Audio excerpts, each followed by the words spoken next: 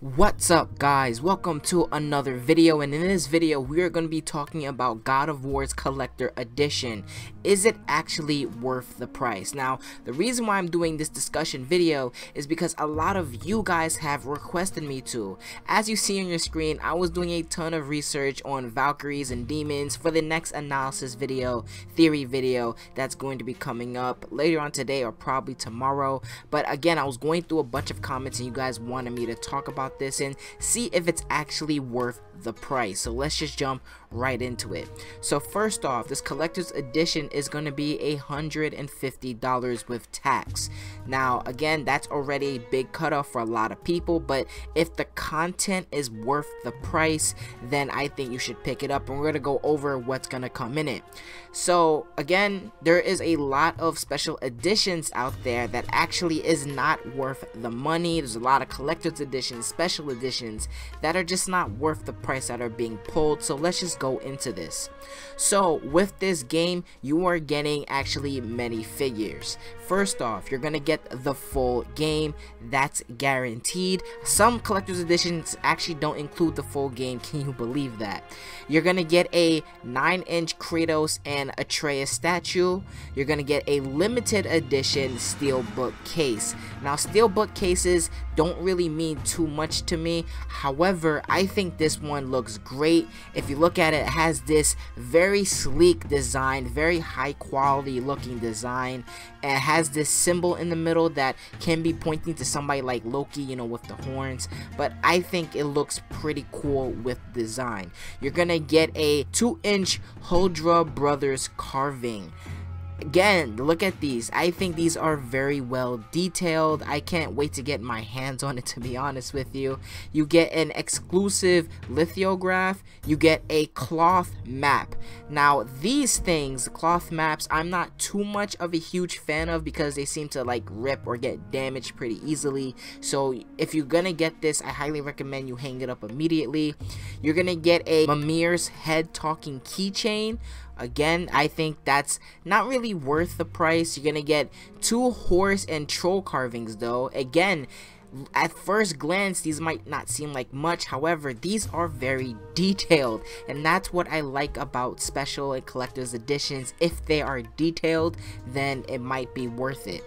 And then you're gonna get some digital content. And digital content is always a good thing to include in these things, and a lot of collector's editions, they will just give you, you know, figures and that's it, but this will actually include digital items. So what are they? You're gonna get a Defender of the Chosen shield. You're gonna get a Death Vow armor set. You're gonna get Exiled Guardian shield, God of War digital comics, and a dynamic theme, as well as an art book. So let's talk about it. Is it actually worth it? Again, I've talked about other special editions in the past not really giving a lot. They'll give a figure, then slap that $150 price tag on it along with the game. However, I have to say, I think that this is worth it. I think it really is.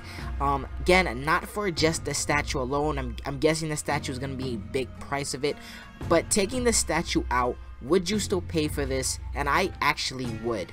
First off, the box itself is very detailed. I love the art style, but just taking the statue figure and the box out, you're getting a ton of stuff. You know, you're getting these little figures that we've seen in past trailers already, and they're not going to be, you know, simple cutouts or whatnot like other games do. These are well defined, well detailed versions of the things that we've seen.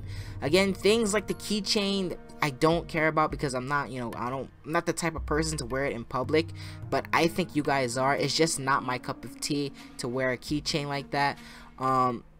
But I do think it's worth it, and I do think that you should pick it up. But one of the things I actually did not notice here was that there is no season pass.